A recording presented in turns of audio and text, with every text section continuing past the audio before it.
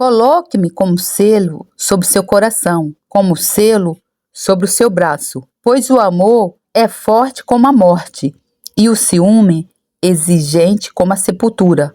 O amor arde como fogo, como as labaredas mais intensas. As muitas águas não podem apagar o amor, nem os rios podem afogá-lo. Se algum homem tentasse usar todas as suas riquezas para comprar o amor, sua oferta seria por completo desprezada. Cântico dos Cânticos 8, 6 a 7.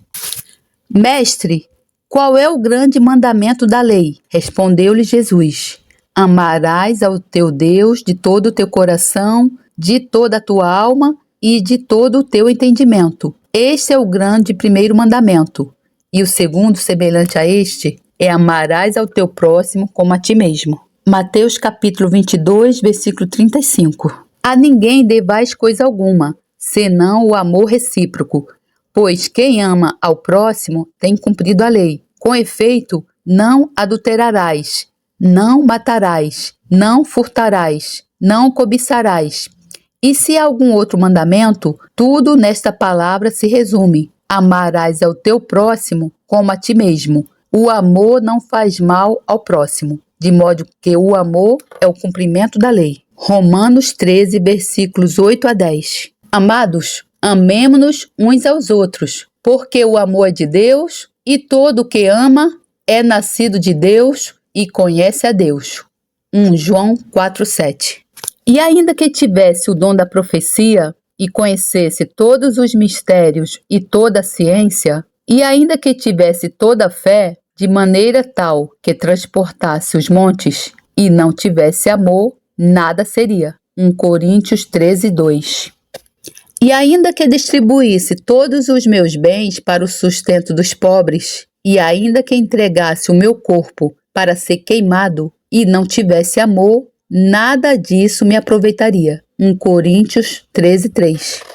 Audiolivro Os Dons do Espírito. Percebendo e recebendo o poder sobrenatural de Deus na tua vida, de Derek Prince. Capítulo 3. A manifestação do Espírito. Uma vez que existem 26 instâncias distintas da palavra charisma nas Escrituras, a questão que naturalmente surge é porque são mencionados 9 dons em 1 Coríntios 12, isolados numa categoria especial. Usando termos científicos, podemos pensar no charisma como um gênero, uma categoria, e estes 9 dons como uma espécie dentro desse gênero. Isto leva-nos a uma segunda questão: qual é a característica que diferencia estes dons? A resposta pode ser encontrada no versículo que apresenta a lista. A manifestação do Espírito é dada a cada um para o que for útil. 1 Coríntios 12, 7. Ou seja, para o usufruto comum, para o bem de todos. É óbvio que estes dons são para um propósito útil, prático e lucrativo. Alguém disse: os dons do Espírito Santo não são brinquedos, são ferramentas.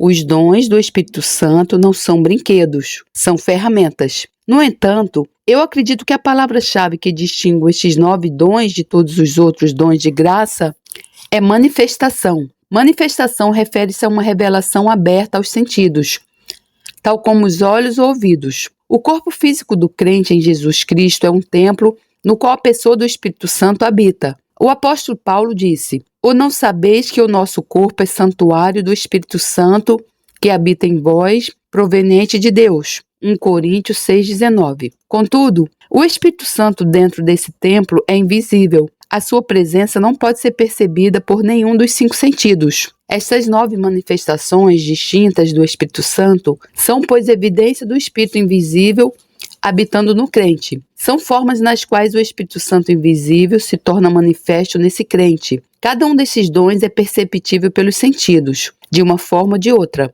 Jesus ensinou a Nicodemos acerca do Espírito Santo, comparando-o com o vento. O vento sopra onde quer, e ouves a sua voz, mas não sabes de onde vem, nem para onde vai. Assim é todo aquele que é nascido do Espírito. João 3,8. Nenhum de nós alguma vez viu o vento, a sua natureza é ser invisível. Contudo, sabemos quando o vento sopra porque vemos as coisas que o vento faz. Arranca folhas das árvores, as árvores dobram-se numa determinada direção, as nuvens deslizam sobre os céus, o pó rodopia nas ruas, etc. Essas são manifestações do vento. Similarmente, ninguém vê o Espírito Santo habitando no crente, mas as coisas que o Espírito Santo faz de dentro desse crente são manifestações da sua presença. Elas são uma revelação distinta de que ele está lá e opera de formas específicas. Alguns crentes têm a ideia de que o Espírito Santo é tão sagrado, tão invisível e tão espiritual que nós nunca podemos aproximar dele ou senti-lo ou experimentá-lo. Isso não é correto. É importante compreendermos que as Escrituras falam de manifestações do Espírito Santo. O Espírito Santo tem feito muitas coisas que foram perceptíveis às pessoas. Gostaria de ilustrar esse fato com duas passagens do Novo Testamento. Atos 2 descreve os eventos no dia de Pentecostes, quando o Espírito Santo desceu do céu para fazer a sua morada nos membros da recentemente formada Igreja de Jesus Cristo na Terra. Naquele dia, houve manifestações claras do Espírito Santo.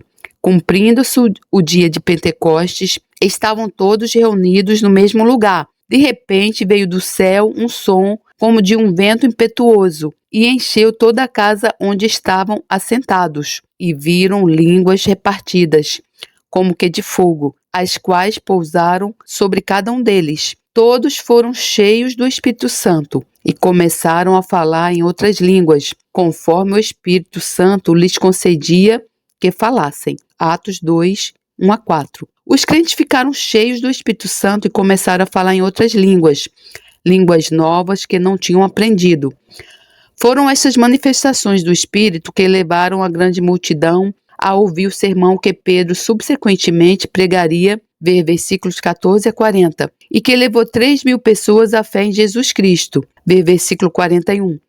Se não tivesse havido as manifestações, ninguém além dos discípulos teria reconhecido que o Espírito Santo tinha vindo. O Espírito Santo é conhecido através das suas manifestações. Quando Pedro estava prestes a atingir o auge da sua mensagem, após ter pregado sobre Jesus, o curso do seu ministério, a sua morte, ressurreição e ascensão ao céu, ele disse: Deus ressuscitou a este Jesus, do que todos nós somos testemunhas, de sorte que, exaltado pela destra de Deus, e tendo recebido todo o Pai a promessa do Espírito Santo, derramou isto que vós agora vedes e ouvis. Atos 2, 32 a 33. As pessoas não viram ou ouviram o próprio Espírito Santo, mas elas viram e ouviram o que ele fez nos crentes e através deles, em quem tinha vindo morar. É interessante notarmos a palavra isto, pronome demonstrativo, no versículo 33. Isto que agora vedes e ouvis. Essa palavra é usada várias vezes em Atos 2. Primeiro lemos: correndo aquela voz, ajuntou-se uma multidão, e estava confusa, porque cada um os ouvia falar na sua própria língua. E todos pasmavam e se maravilhavam, perguntando uns aos outros: não são galileus todos esses homens que estão falando? Então, como é que os ouvimos? Cada um na sua própria língua nativa. Versículos 6 a 8. Foi o som que atraiu a multidão. O som é uma manifestação, pode ser reconhecido pelo sentido da audição. O versículo é específico em relação ao que espantou a multidão. Eles ouviram estes pescadores galileus a falar em línguas que reconheciam, mas sabiam que os galileus não conheciam, línguas que nunca tinham aprendido por compreensão natural ou educação. Este é o ponto em questão. Continuando, lemos: todos se maravilhavam e estavam perplexos, perguntando uns aos outros: que quer dizer isto? Versículo 12. A que se refere isto? Refere-se aos discípulos falando em línguas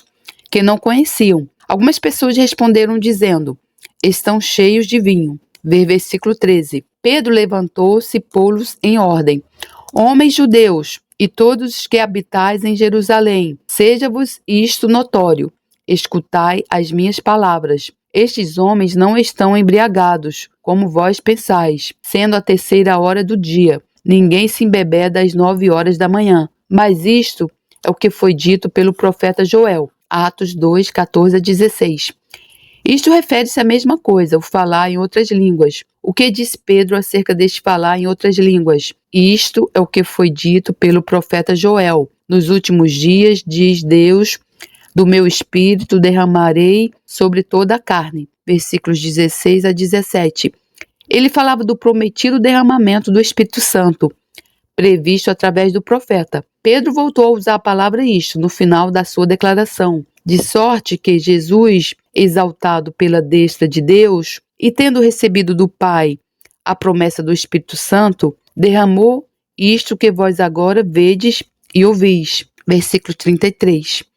Este incidente do primeiro derramamento do Espírito Santo mostra que quando ele vem habitar no crente, produzirá manifestações nesse crente que podem ser vistas e ouvidas, que são perceptíveis aos sentidos. Na realidade, isto é evidência da sua vida. Repare no que Paulo disse acerca da sua própria pregação e ministério em 1 Coríntios. Eu, irmãos, quando fui ter convosco, anunciando-vos o testemunho de Deus, não fui com sublimidade de palavras ou de sabedoria, pois nada me propus saber entre vós, senão a Jesus Cristo e este crucificado. E eu estive convosco em fraqueza e em temor e em grande tremor. A minha palavra e a minha pregação não consistiram em palavras persuasivas de sabedoria humana, mas em demonstração do Espírito e de poder, para que a vossa fé não se apoiasse na sabedoria dos homens, mas no poder de Deus. 1 Coríntios 2, 1-5.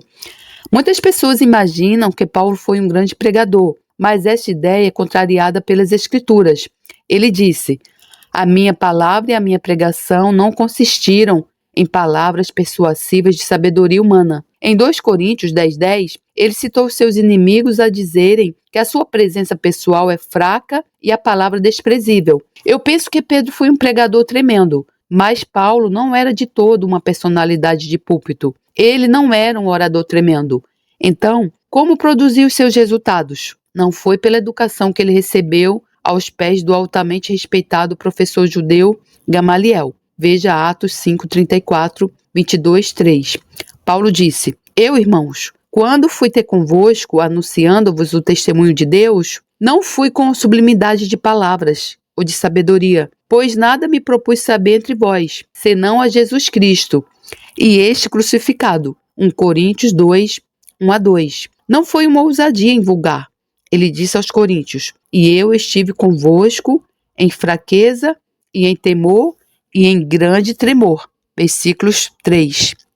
Em Atos 18, 1-11, nós lemos que a vida de Paulo correu perigo quando ele esteve em Corinto, e ele teve medo. Mas o Senhor falou-lhe numa visão e disse-lhe: não temas, mas fala e não te cales, pois eu sou contigo, e ninguém lançará a mão de ti para te fazer mal, porque tenho muito povo nessa cidade. Versículos 9-10. Então, como produziu Paulo seus resultados? A sua pregação foi em demonstração do Espírito de poder. 1 Coríntios 2:4. A palavra demonstração corresponde com exatidão à palavra manifestação, que temos estado a observar. O segredo do ministério de Paulo não foi oratória, educação ou até mesmo coragem, mas a manifestação do poder sobrenatural de Deus, a demonstração da ação do Espírito Santo na sua vida. Igualmente, os crentes devem demonstrar o poder do Espírito Santo através dos dons sobrenaturais que Paulo enumerou no capítulo 12 de 1 Coríntios. Paulo disse que o propósito para essa demonstração ou manifestação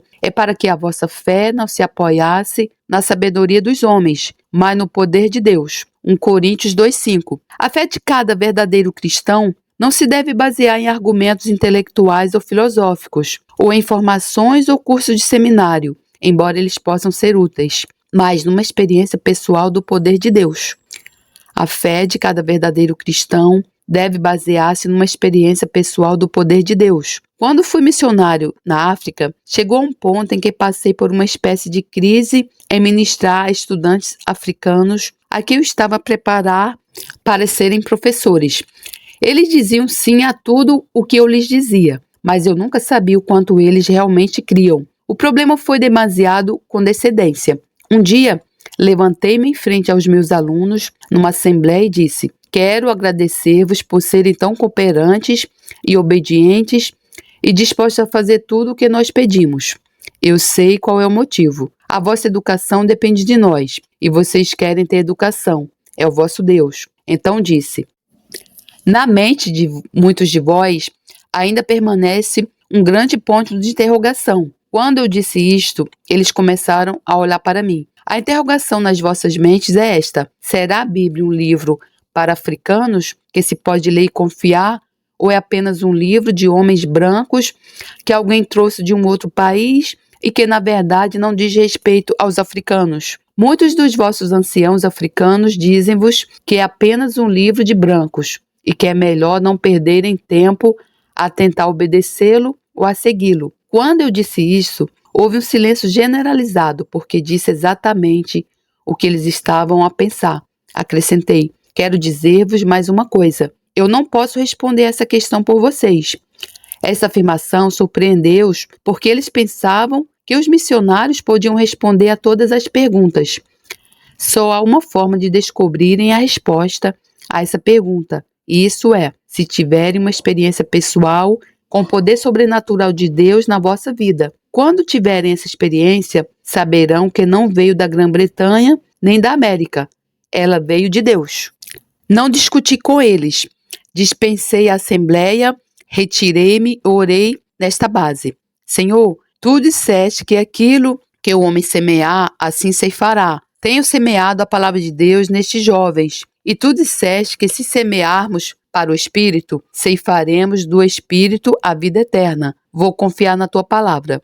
Ver 2 Coríntios 9:6, Gálatas 6:7-8. À medida que o tempo passava, continuei a pregar palavras aos estudantes e orava. Não fiz rigorosamente nada para os coagir a qualquer tipo de condescendência à fé cristã. Cerca de 6 meses mais tarde, houve uma intervenção soberana de Deus naquela universidade. Foi extraordinário. Durante as férias, a meio do ano, a maioria dos estudantes ia a casa para um fim de semana comprido, mas havia cerca de 6 ou 8 alunos cujas casas ficavam tão longe que eles não eram capazes de ir e voltar a tempo. Por isso ficaram na universidade. A minha esposa e eu pensamos que devíamos fazer alguma coisa por aqueles jovens solitários. Por isso convidamos-los a virem à nossa casa para tomarem uma chávena de chá, o que era pouco convencional naquela parte da África. Eles não estavam acostumados a um estilo de vida e socialização europeia ou americana, sentar em cadeiras e ter uma conversa. Eles nunca tinham experimentado isso. Assim, sentamo-nos todos pouco à vontade. Servimos-lhes chá e todos eles colocaram cerca de 5 colheres cheias de açúcar em cada chávena, porque não costumavam tê-lo. Então eu pensei, o que vamos fazer com eles agora? Disse que talvez fosse bom termos uma palavra de oração. Eles obedientemente ajoelharam-se para orar. E quando começamos, algo aconteceu. Foi como o rugir de um trovão. Algo entrou naquele quarto e atingiu-nos. Cada um daqueles alunos começou a orar em voz alta simultaneamente. Eles estavam a orar numa língua que eu não conhecia, mas não penso que fossem outras línguas, creio que eram as suas línguas tribais. Apesar de estarmos numa missão pentecostal, os outros missionários mais tarde queixaram-se que fazíamos muito barulho, mas foi um ato divino. Não tive nada a ver com isso. Nunca teria conseguido fazê-lo. Deus interveio. Aquele evento deu início a algo que durou aproximadamente 4 anos. Tivemos uma movimentação sobrenatural e soberana do Espírito Santo naquela universidade. Cerca de 3 meses depois, eu estava a falar novamente ao mesmo grupo de estudantes e li-lhes Atos 2:17, parte do qual lemos previamente. Nos últimos dias, diz Deus, do meu espírito derramarei sobre toda a carne. Os vossos filhos e as vossas filhas profetizarão. Os vossos jovens terão visões, e os vossos velhos sonharão sonhos. Li este versículo muito cuidadosa e lentamente, certificando-me que eles entendiam seu significado. Então disse, desafio-vos a todos para testemunhar que todas as afirmações feitas neste versículo já vos aconteceram. Não foi alguém noutro país, noutra universidade ou noutra igreja. Foi a vocês, experimentaram-nos. Os vossos olhos viram-nos e os vossos ouvidos ouviram-no. Este é o testemunho de Deus para convosco, de que vivemos nos últimos dias. Agora não vos estou a pedir que acreditem em algo que um homem branco disse ou algo que está num livro de um homem branco. Vocês têm evidências experimentais em primeira mão de que isto é verdade. Isso fez por eles o que nenhuma série de sermões, argumentos, evidências teológicas ou aprendizagem seminarista jamais podia fazer. Mudou radicalmente suas atitudes e comportamentos e transformou aquela universidade num lugar onde valia a pena viver. Não foi um esforço para os levar à oração. Na verdade, tivemos de os fazer parar de orar porque não iam para a cama. Eles oravam toda a noite nos seus dormitórios. Essa foi uma intervenção de Deus e veio através da manifestação do Espírito Santo. Quando eles realmente descobriram que isto era verdadeiro, por sua própria experiência, não tivemos de continuar a prepará-los, a estimulá-los ou a empurrá-los. Era isso que o apóstolo Paulo estava a falar. Não é suficiente ter uma doutrina, uma teologia, uma educação, argumentos e raciocínios sãos. A verdadeira fé não se deve basear na sabedoria dos homens, mas no poder de Deus. Nesses últimos dias, com o poder da iniquidade sustentando em cada mão e com todos os tipos de ataques contra a fé em Deus e em Jesus Cristo e contra a sua verdadeira igreja, ninguém resistirá, a menos que tenha uma experiência pessoal com o poder sobrenatural de Deus na sua vida. Isto não é um luxo, é uma necessidade. O apóstolo Paulo tratou dessa forma. A minha palavra e a minha pregação não consistiram em palavras persuasivas de sabedoria humana, mas em demonstração do Espírito de poder, para que vossa fé não se apoiasse na sabedoria dos homens, mas no poder de Deus. 1 Coríntios 2, 4-5. E ao nosso Senhor Jesus Cristo, profunda honra e esplendorosa glória ao Rei de todos os tempos, Deus único, imortal, invisível, sempre e sempre. Amém. Glórias a Deus, louvado seja o meu Senhor, que a graça do Senhor Jesus Cristo, o amor de Deus e a comunhão do Santo Espírito estejam com todos vocês. Amém.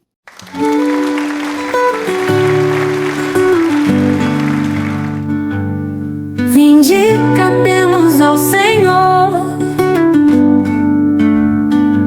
jubilemos a rocha da nossa salvação. Apresentemo-nos ante a sua face com louvores e celebremo-lo com salmos, porque o Senhor é Deus grande e Rei grande sobre todos os deuses. Nas suas mãos estão as profundezas da terra e as alturas dos montes são suas. Seu é o mar e ele o fez, e as suas mãos formaram a terra seca. Ó, vinde, adoremos e prostremo-nos, ajoelhemos diante do Senhor que nos criou, porque Ele é o nosso Deus e nós povo do seu pasto e ovelhas da sua mão. Se hoje ouvirdes a sua voz, não endureçais os vossos corações, assim como na provocação e como no dia da tentação no deserto. 9, quando vossos pais me tentaram, me provaram e viram minha obra. 40 anos estive desgostado com esta geração e disse: é um povo que erra de coração e não tem conhecido os meus caminhos. A quem jurei na minha ira que não entrarão no meu repouso.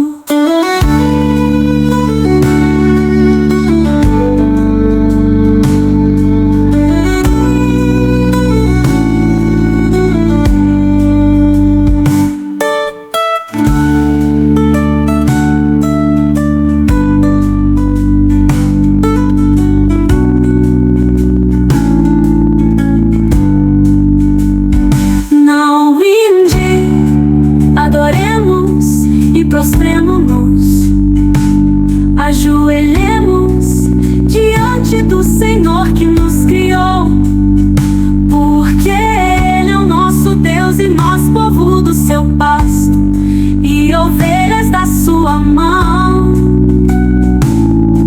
Se hoje ouvirdes a sua voz, não endureçais os vossos corações, assim como na provocação e como no dia da tentação no deserto.